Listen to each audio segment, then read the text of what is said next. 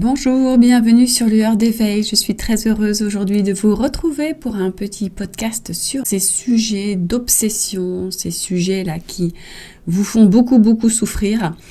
Et j'avais envie de vous dire aujourd'hui que l'autre dans la relation, c'est un peu comme un test de réalité. C'est lui qui va vous permettre justement de savoir où vous en êtes.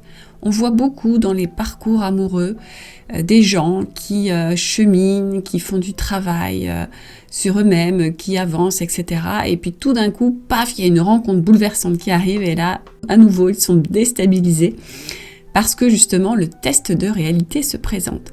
On ne peut pas finalement se rendre compte de notre cheminement, de notre avancement, tant qu'on n'est pas face à l'autre dans la relation. Alors, dans toutes les relations, mais surtout dans la relation amoureuse, où là, le phénomène est amplifié, évidemment. Donc, c'est quelque chose qu'on retrouve vraiment très souvent, et vous m'en parlez parce que ça vous déstabilise énormément. J'ai beaucoup de témoignages de personnes qui, au sein d'une relation qui est un peu différente, se retrouvent en conscience et se voient faire et se disent « mais comment je peux autant dysfonctionner » ou « comment je peux autant m'accrocher » comment je peux être autant en obsession, etc. Il y a comme un mental qui vient à nouveau mettre son emprise. Le mental devient puissant, le mental devient contrôlant. Il y a beaucoup de choses qui tournent dans votre tête et là, vous vous rendez compte que malgré le chemin, malgré tout ce que vous avez pu déjà mettre en place, tout ce que vous avez appris au cours de votre vie, eh bien tout ça tombe par terre parce qu'il y a cette rencontre bouleversante. Et je trouve ça vraiment très intéressant parce que justement dans cette notion de « je me vois » au travers les yeux de l'autre, c'est quelque chose qui se retrouve tout le temps dans notre vie. Si on reste isolé de tout, eh bien on va certainement voir que l'évolution va se faire à l'intérieur de soi, oui, mais tant qu'on n'est pas confronté au monde extérieur, on est incapable de savoir comment on va réagir, comment on va fonctionner finalement. Et moi je vois dans ma propre vie un endroit fabuleux où je me rends compte justement de mon avancement, de mon cheminement, c'est la famille. Et la famille proche, au sein de ma famille, avec mon chéri, mes enfants. Et parfois, je me rends compte que j'ai un décalage parce que je suis souvent aussi, évidemment en observation, j'essaie d'être en conscience à tout moment, mais comme tout le monde, j'ai mon mental qui vient me rattraper. Et parfois, je me rends compte avec quelques secondes, quelques minutes, parfois quelques heures de retard, que, encore une fois, j'ai été rattrapée par mon mental, par mon ego, et j'ai mal réagi. Je me suis laissée embarquer par lui, et j'ai pas eu la bonne attitude, le bon positionnement. Mais c'est pas très grave en même temps, puisque le principal, finalement, c'est de s'en rendre compte. Et d'être cet observateur bienveillant qui, finalement, va apprendre, va évoluer par rapport à ces situations-là. La grosse problématique, c'est quand on est justement dans l'illusion de tout ça. C'est-à-dire qu'on dysfonctionne, mais jamais on ne s'en rend compte. Donc là, c'est pire que tout, puisqu'on va tout le temps avoir des comportements toxiques pour nous-mêmes, pour les autres, etc. Et là, ça nous fait beaucoup souffrir. Et d'ailleurs, j'avais envie de vous parler de cette petite phrase, ce proverbe bouddhiste. J'ai fait un petit short sur ce sujet-là aujourd'hui d'ailleurs, c'est rigolo, donc ça me fait penser à ça. Ce proverbe bouddhiste qui dit « La douleur est inévitable, mais la souffrance est facultative ». C'est vraiment un proverbe que je trouve mais incroyablement juste, c'est-à-dire que quand on vit une épreuve, notamment dans vos relations là, souffrantes, dans ces rencontres bouleversantes, dans les ruptures que vous vivez, enfin tout ce qui est lié au domaine amoureux, il y a énormément de souffrance. Ça peut être aussi intense que lorsque vous vivez un décès d'un proche dans votre famille, ou lorsque vous perdez tout financièrement, ou que vous perdez votre travail. On ne peut pas dire qu'il y a des souffrances plus grandes que d'autres, ça dépend de comment vous êtes, quel est votre état d'esprit et quel est justement le cap à passer. Et justement, donc dans ces grandes souffrances que vous vivez, parfois vous vous oubliez. C'est pour ça que ce petit proverbe bouddhiste là, il est hyper important et je vous invite à le noter quelque part et à le lire régulièrement, c'est « La douleur est inévitable, mais la souffrance est facultative ». Oui, quand il se passe quelque chose de grave, on peut vivre la douleur. Et ça, il ne faut pas culpabiliser parce qu'on a de la douleur. Hein. Elle est là, elle arrive, il y a quelque chose d'extrêmement douloureux qui arrive à nous et on doit vivre cette douleur, on doit la ressentir, on n'a pas à être dans le déni, on n'a pas à la refuser. On peut la traverser, cette douleur. Mais la souffrance derrière, qui est un état beaucoup plus long, qu'est-ce qu'on choisit d'y mettre? Est-ce qu'on choisit de l'amplifier, cette souffrance? Est-ce qu'on choisit de s'y installer? Est-ce qu'on choisit de la raviver? Est-ce qu'on choisit d'être victime de cette souffrance? C'est ça, en fait, qui est le plus important. Et c'est seulement lorsqu'on est en observation bienveillante de soi-même, en conscience, qu'on se rend compte à quel point parfois nous sommes notre plus grand ennemi et que nous nous faisons souffrir. C'est pas l'événement lui-même qui lui a provoqué, oui, de la douleur, certes, qui est le plus à blâmer finalement. C'est derrière, dans quoi on s'installe. Observez-vous dans vos événements douloureux et notamment dans ces rencontres-là bouleversantes où vous vivez quelque chose de très fort, mais la relation n'arrive pas à s'installer, n'arrive pas à se concrétiser. Il y a beaucoup d'obsessions, l'autre n'est pas là, l'autre est absent, l'autre est fuyant, etc. Dans cette souffrance-là qui arrive derrière, mais qu'est-ce que vous en faites? Est-ce que vous vous rendez compte à quel point vous vous installez dedans? Et moi, je le vois beaucoup, notamment au travers, encore une fois, de ce concept de flamme jumelle, où c'était exactement ce qui se passe. C'est-à-dire que ce concept entretient cet état d'attente, de latence, d'entre-deux et de souffrance.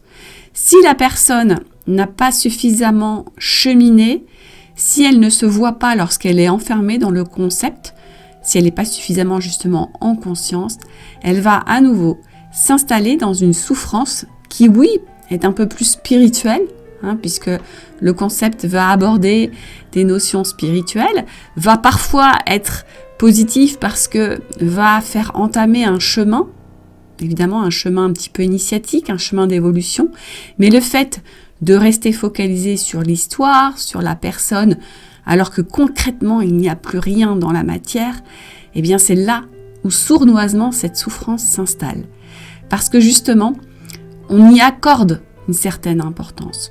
Le fait de rentrer dans ce concept en disant « Oui, je souffre, oui, c'est dur, je veux absolument que l'autre revienne, mais je sais qu'il va revenir parce qu'on me le dit, parce que la réunion, oui, elle va arriver, c'est sûr.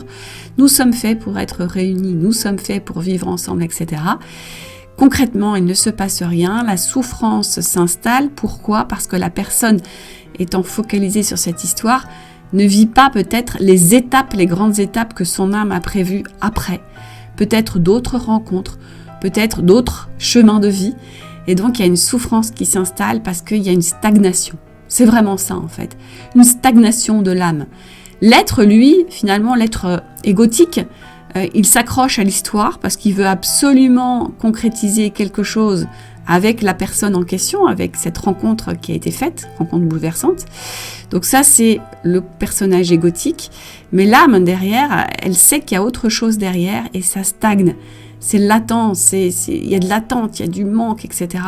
Et là, il y a une sorte de dissonance, il y a un désalignement qui s'opère et c'est extrêmement, extrêmement souffrant. Et ça pousse derrière, ça pousse à prendre le bon chemin, ça pousse à se dire... À un moment donné, il faut revenir à soi, il faut se prioriser. Ne restons pas dans cette histoire qui ne fait que stagner. Et ça, il faut le chemin. Il faut que ce chemin se fasse. Il faut que les prises de conscience arrivent. Je suis là aussi, moi, pour évidemment vous faire prendre conscience de ça avec les podcasts que je fais. C'est le but aussi de cette chaîne-là. Quoi qu'il arrive, dites-vous bien que si vous êtes dans une relation particulière, une relation d'âme, ce n'est pas en restant enfermé dans l'histoire que vous allez faire avancer les choses. Vous le savez, c'est une évidence, mais vous le savez intellectuellement, mais vibrez-le dans toutes vos cellules. Arrêtez de vous enfermer. C'est hyper, hyper important ce que je vous dis parce que vous vous enfermez dans la souffrance et vous ne prenez pas ce bon choix qui est de dire « Ok, je vis de la douleur parce que quand on vit une rencontre comme ça et qu'elle s'arrête, je comprends que vous viviez de la douleur, c'est normal, c'est évident. Pour moi, la douleur, elle est là. Mais derrière la souffrance, est-ce que vous vous y installez? Et c'est vraiment, on peut faire le parallèle un peu avec, vous savez, une blessure. Quand on a une grosse blessure du corps physique, forcément, il va y avoir de la douleur. C'est inévitable. Imaginons, je ne sais pas, une fracture, une fracture d'un os, par exemple. Il paraît que c'est extrêmement souffrant. Donc oui, il va y avoir de la douleur. Mais ensuite, la souffrance, comment vous allez la vivre derrière ?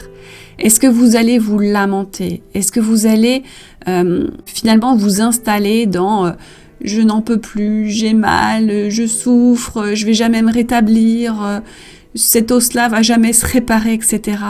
Vous allez vous rendre compte que si vous êtes là-dedans, ça va être toxique pour vous.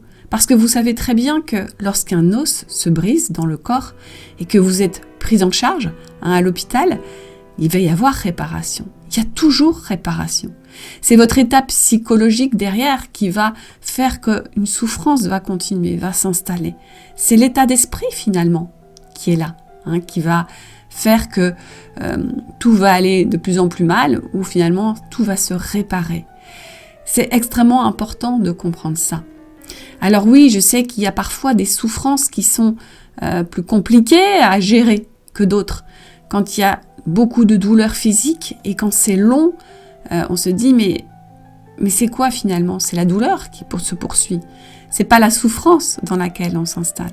Et vous avez parfois des gens qui ont des douleurs qui sont permanentes, mais qui ont une faculté finalement de ne pas s'installer dans la souffrance, dans la victimisation, dans se lamenter, parce qu'ils savent très bien que plus ils vont entrer dans ce jeu-là, plus ils vont faire grossir en fait la souffrance, plus ils vont l'amplifier. Est-ce qu'il vaut mieux parfois lâcher, s'abandonner à ce qui est, pour justement ne pas l'amplifier, la minimiser cette souffrance? Et dans les souffrances amoureuses, aujourd'hui je vous en parle parce que moi évidemment on m'appelle beaucoup pour ça, j'ai beaucoup d'appels en ce moment sur ce sujet-là. D'ailleurs je suis contente parce qu'il y a de plus en plus d'hommes qui m'appellent, puisque souvent dans mes sujets je m'adressais plus aux femmes. C'est vrai que j'avais une tournure de phrase qui s'adressait aux femmes, maintenant j'essaie d'être un peu plus générale parce que je vois qu'il y a de la demande chez les hommes. Donc ils viennent vers moi et cette souffrance par rapport à l'amour, elle est évidemment la même entre les hommes et les femmes. Ils ont juste une façon de l'exprimer qui est un peu différente. La femme va souvent plus se victimiser ou plus s'apitoyer, ou en tout cas beaucoup plus l'exprimer, alors que l'homme va peut-être moins se victimiser, alors ça dépend évidemment aussi des hommes et ça dépend des femmes, va peut-être moins l'exprimer, mais à l'intérieur, la souffrance est aussi extrême. Et encore une fois, on peut faire cette différence entre la douleur qu'ils ressentent tout au début, par exemple quand il y a une rupture, une séparation. Là, c'est une douleur qui est vive et cette douleur-là n'est jamais très longue. C'est comme si on pouvait la quantifier en termes de temps.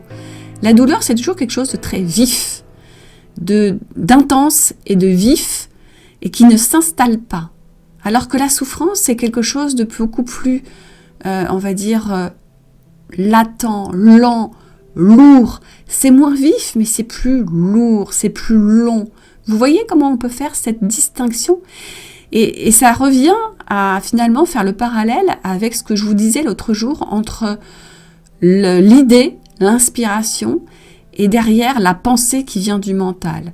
Quand il y a une idée, une inspiration, elle est vive, elle est légère, elle est spontanée, alors que la pensée du mental, elle est lourde, elle est lente, elle a une vibration basse, elle s'installe, elle est plus permanente, elle va revenir.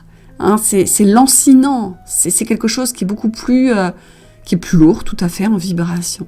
C'est un peu la même chose entre cette notion de douleur, une douleur vive, vécue après un événement. Par exemple, je vis une rupture, c'est vif. Dans ma chair, là, dans mes tripes, je sens quelque chose de douloureux, c'est violent, c'est intense. C'est là, mais ça ne s'installe pas. L'être humain est extrêmement fort. Il sait que après la douleur, il y aura autre chose. La douleur, c'est juste pour lui montrer que quelque chose de particulier est vécu. Et souvent, vous savez que la douleur, d'ailleurs physique, est nécessaire pour éviter quelque chose de grave. Par exemple, Si on touche quelque chose de brûlant, on va avoir une douleur extrêmement vive pour aller retirer, par exemple, notre main. Si on a mis notre main dans le feu, on va la retirer très très vite. Donc la douleur, elle est bien nécessaire pour justement nous faire rendre compte que quelque chose est en train de se jouer, quelque chose de grave pour nous, et qu'il ne faut surtout pas s'installer là-dedans. Parce que sinon, on va y perdre peut-être notre peau. Donc la douleur, on peut la remercier quelque part. Et quand vous vivez une douleur, notamment dans une relation qui n'arrive pas à s'installer, qui n'arrive pas à se mettre en place, la douleur est bien là pour vous dire « Stop, arrêtez de vous faire souffrir. Il faut s'extraire. Là, il y a une douleur trop vive, sortez de la relation. » Mais le problème, c'est que vient s'installer ensuite des pensées, du mental, de l'ego, qui ne veut pas quitter cette relation, qui veut rester dedans. Et donc, c'est la souffrance qui s'installe. Donc, vous voyez bien que la douleur, elle est presque pas mentalisée. Elle ne vient pas de l'humain qui est en train de réfléchir. On va dire que c'est une réaction spontanée de notre corps, de notre système incroyablement parfait, fabuleux, merveilleux, qui nous indique qu'il y a un problème, qu'il y a quelque chose, oui, on reconnaît. Donc, hop, douleur. Par contre, la souffrance derrière, c'est plus le mental, l'ego qui s'installe dedans. Est-ce que je veux faire le choix de m'installer dedans et de rester à souffrir pendant des semaines, des mois, des années? On voit parfois des gens qui, après une rupture amoureuse, ruminent tellement de temps que finalement, ils ont abandonné la notion d'amour. Ils ne veulent plus entendre parler d'amour. Parfois, certains sont aigris, sont frustrés par tout ce qui concerne l'amour, ne veulent plus en entendre parler. Ils ont leur cœur qui se ferme petit à petit et finalement, ils sont tristes, ils sont ternes, ils ne vibrent plus. Est-ce que c'est ce choix que vous avez envie de faire ou au contraire, est-ce que vous avez envie de vous servir de cette douleur-là vive pour justement vous dire, il y a un chemin derrière, un beau chemin à prendre, je dois le comprendre et surtout, je ne vais pas m'installer dans la souffrance. C'est en faisant ce chemin justement de conscience, en vous observant, que vous arriverez à voir où vous en êtes aujourd'hui.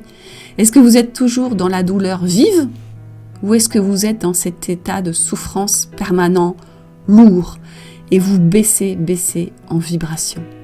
C'est vraiment ça que je vous invite à regarder aujourd'hui, où vous en êtes. Et si vous êtes dans cette étape encore de lourdeur, c'est peut-être là où vous avez besoin d'être guidé par quelqu'un qui enfin va vous faire ouvrir les yeux, qui enfin va vous donner les bons outils pour vous faire sortir de cet engrenage de souffrance. Parce que seul, c'est très difficile. Vous savez que souvent, nous sommes notre propre ennemi. Il n'y a personne d'autre qui vous installe dans cette souffrance, c'est vous-même. Et parfois, vous avez envie de chercher des causes à l'extérieur. Toujours, ça c'est l'humain. Je souffre à cause d'eux. Je souffre à cause de l'autre qui ne veut pas de moi. Je souffre à cause de l'extérieur qui? C'est toujours le à cause d'eux, à cause d'eux, à cause d'eux, sans cesse. Non. Si vous êtes en conscience, si vous vous observez, vous savez que ce n'est pas à cause de l'extérieur, c'est à cause de vous. Nous sommes toujours responsables de notre souffrance. Nous ne sommes pas forcément responsables de la douleur causée, mais nous sommes responsables de la souffrance derrière. Vraiment, je vous invite à réfléchir à ça. Est-ce que vous voulez continuer à vous installer dans cette souffrance? Et je ne vous demande pas d'être dans le déni de ce qui se passe, c'est pas ça. Sortir de la souffrance, c'est pas être dans le déni. Non, il s'est rien passé, c'est bon, je passe à autre chose. Non, c'est vraiment intégrer cette douleur, intégrer cette épreuve. Qu'est-ce qu'elle est venue me dire? Quel est le cadeau derrière? Mais par contre, non, stop. Je ne m'installe pas dans la souffrance. Je sors de ça. Et si vous vous observez, vous voyez à quel point vous vous enfoncez souvent dans la souffrance. Mais c'est incroyable parce que moi, je le vois beaucoup. Et encore une fois, je suis pas là pour vous culpabiliser. Je sais ce que c'est. J'ai vécu ça moi aussi. Et j'ai été dans une période de ma vie, dans ce côté victime. Je m'installe dans la souffrance. Je ne veux pas voir que c'est moi qui est mon propre ennemi. Je veux pas voir que c'est moi qui me fait du mal. J'ai pas envie de le voir. C'était trop difficile à cette époque-là. Je ne pouvais pas. J'étais pas en capacité d'ailleurs de le faire. Parce qu'il faut être prêt à entamer ce chemin. Parce que oui, nous sommes responsables. Je dis toujours, nous ne sommes pas coupables, mais nous sommes responsables. Tout le temps, tout le temps, tout le temps. Et quand on s'apitoie tout le temps sur son sort, quand on se victimise, ou au contraire, quand on est le bourreau des autres, quand on est tout le temps en train d'accuser les autres, quand on veut agresser l'autre, tous ces comportements qui dysfonctionnent, c'est bien que on n'a pas su s'observer, on n'a pas su se voir, on fait n'importe quoi en fait, et on se fait souffrir. Et quand on se fait souffrir, qu'est-ce qui se passe ? Eh bien, on fait souffrir les autres autour de nous. Mais on a une responsabilité énorme, énorme dans notre vie, dans ce monde, chacun en tant qu'individu. Donc c'était vraiment important pour moi de vous passer ce message aujourd'hui. Encore ce proverbe bouddhiste, je vous le répète parce qu'il est tellement, tellement évident, tellement important. La douleur est inévitable, mais la souffrance est facultative. Que choisissez-vous aujourd'hui de nourrir ? Nourrissez-vous encore cette souffrance ? Est-ce que vous continuez avec votre mental contrôlant, avec vos pensées négatives, avec vos comportements incohérents qui vous font toujours revenir vers quelqu'un qui ne veut plus de vous ou qui vous garde un petit peu sous le coude sans jamais avoir ce courage de vous dire non ? Ça, je le vois beaucoup dans les relations souffrantes. Je vois énormément ce schéma où il y en a un des deux qui s'accroche, qui ne veut pas quitter la relation, qui se sent perdu sans ça, et l'autre qui ne veut pas s'engager, mais qui ne dit jamais vraiment non. Il n'a pas ce courage de dire stop, c'est terminé, je veux arrêter de te faire souffrir, donc maintenant c'est ok. Donc finalement, il y a toujours un lien toxique qui est là. Parfois, je reviens vers toi, parfois je repars, je reviens, je repars. Je te garde sous le coude, on ne sait jamais. Mais l'autre en face ne peut jamais faire le deuil de la relation, mais c'est extrêmement souffrant. Arrêtez de revivre ça sans cesse. Arrêtez de vous accrocher. Arrêtez de suivre l'autre, de l'espionner, de voir ce qu'il fait, de vous faire du mal. C'est vous qui vous infligez tout ça. Personne d'autre. Alors vraiment, je vous invite à sortir de ces schémas. Et c'est peut-être seulement le chemin de conscience qui vous y amènera. Je n'en vois pas d'autre. C'est pour ça que j'arrive pas à vous accompagner d'une autre manière. J'arrive pas à vous accompagner en vous disant voilà ce qu'il faut faire pour sortir de la souffrance amoureuse. Alors il faut avoir cette stratégie par rapport à l'autre. Il faut comprendre ce que c'est la dépendance affective. Non. C'est seulement ce chemin de conscience, d'éveil de soi qui vous amènera à sortir de toutes ces souffrances. Et l'avantage, c'est que ça ne vous concerne pas que la souffrance amoureuse, ça concerne toutes les souffrances dans tous les domaines de votre vie. Parce que si vous vivez une épreuve dans un autre domaine, la santé justement, vous allez voir que c'est exactement le même chemin qui va vous amener à ne pas vous enfermer dans la souffrance. Oui, il y aura peut-être de la douleur, vous allez la vivre, mais ce schéma de s'enfermer dans « c'est foutu, je vais mourir, tout va mal, je suis victime, tout s'acharne contre moi, c'est le sort qui s'acharne contre moi, c'est l'extérieur, c'est à cause d'eux, eh bien vous retomberez dans une souffrance extrême et vous ne pourrez pas passer ce cap. Donc vraiment, ça concerne tous les domaines de votre vie, le domaine professionnel aussi. Je vais mal dans mon travail, tout va mal, mais je n'ai pas le choix. C'est à cause d'eux, à cause des autres, à cause de mon patron, à cause de mon chef, à cause de mes collègues, à cause d'eux. Sans ce chemin de conscience, vous ne pourrez pas savoir qu'il n'y a jamais de à cause de l'extérieur. C'est toujours à cause de soi-même que nous souffrons. Nous sommes responsables de la souffrance, vraiment. Je vous invite à réfléchir à ça. Vous avez le pouvoir, dès aujourd'hui, dès maintenant, dès cet instant, de sortir de la souffrance. Et si vous n'y arrivez pas seul, je suis là pour vous guider à faire ce chemin-là. Mais c'est possible. C'est possible. J'en reste là pour ce podcast. Je vous dis à très bientôt. N'hésitez pas à venir vers moi si vous avez besoin d'échanger ou de parler de tout ça. Vous savez que je propose toujours un entretien gratuit et ce sera avec plaisir aussi après si je peux vous accompagner et vous guider à cette sortie de souffrance parce que pour moi je crois que je suis là pour ça aujourd'hui. c'est aussi cette mission qui est un plaisir pour moi de vous guider. Hein, je sais que seul, parfois, c'est extrêmement difficile. Il suffit de vous tenir à la main pendant quelques temps. Et après, je sais que je peux la lâcher, cette main. Vous êtes autonome. Allez, au revoir, à bientôt.